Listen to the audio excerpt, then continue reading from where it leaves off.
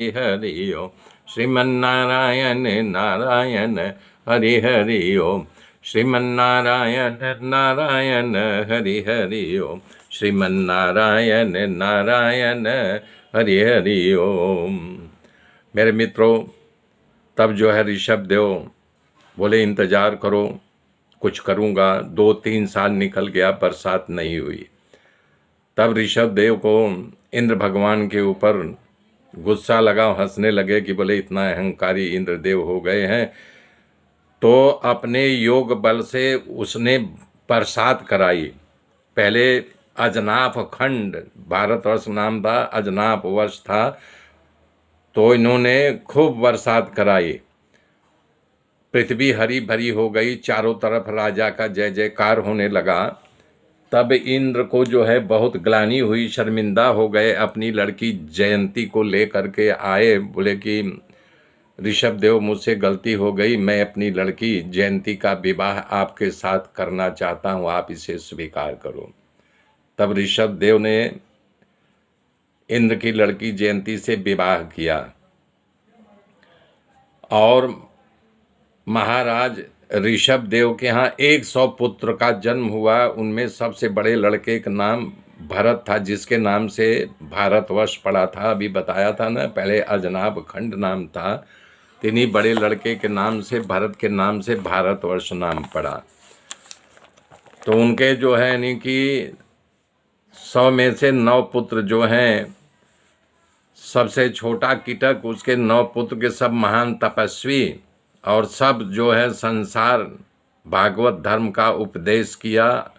उनका नाम था कवि, हरि, अंतरिक्ष, प्रबुद्ध, पिपलायन, आबिहो, ध्रुमिल, चमस और करभाजन। ये घूम घूम करके लोगों को भागवत धर्म का उपदेश देते थे। और इसकी कथा 11वें स्कंद में विशेष रूप से आएगी। नारद और वासुदेव के संवाद में ये कथा आएगी, ये विस्तार रूप से आएगी।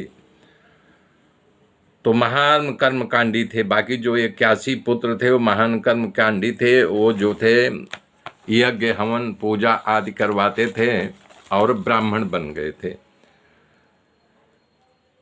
तो प्रभु के चरणों में अनुराग बढ़े, ऐसी प्रवृत्ति करते थे। महाराज ऋषभ के राज ब्राह्मण बन गए थे। तो प्रभु के चरणों में अनुराग बढ़े, ऐसी प्रवृत्ति करते थे।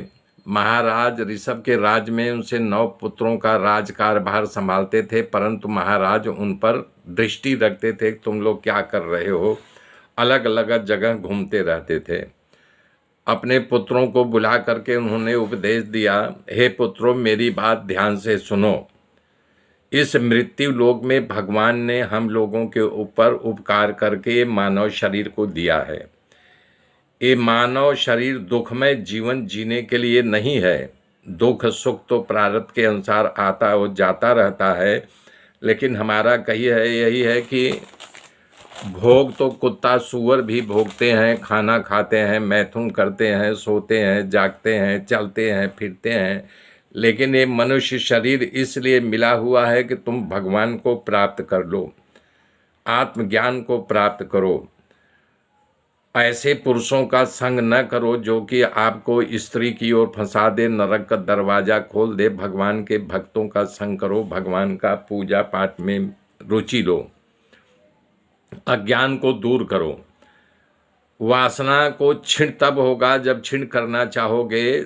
सत्संग करो, सच्चों का संग करो, जो भगवान के नहीं की भक्ति करता हो, भगवान के ज्ञान का उपदेश देता हो, उसका संग करो।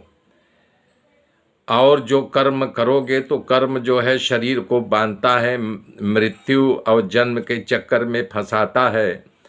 लेकिन जब भगवान की ओर बढ़ोगे तो तुम्हारे कर्म बंधन को काटेगा। और जब ये शरीर भोगने के लिए एक कर्म करोगे तो दूसरा कर्म करोगे तो कटेगा, फिर नया कर्म करोगे, तो इस प्रकार से यानी कि बंधन से बंधते जाओगे। ऋषभ देव अपने पुत्रों को वासना को हटाने का, कर बंधन से छूटने का खूब सरल उपाय बताया है। हे पुत्रों, यदि तुम अपनी वासना छीन करने में असमर्थ हो तो हमारी ही उपासना करो। मैं भी भगवान का अवतार हूँ। जैसे कृष्ण का अवतार हुआ है वैसे मेरा अवतार हुआ है, मुझसे प्रीति करो, मेरे में मन लगाओ। ऋषभ देव जी कह रहे हैं कि अगर बैकुंठ को प्राप्त करना हो तो हमारी तरफ मुड़ो। हे मित्र,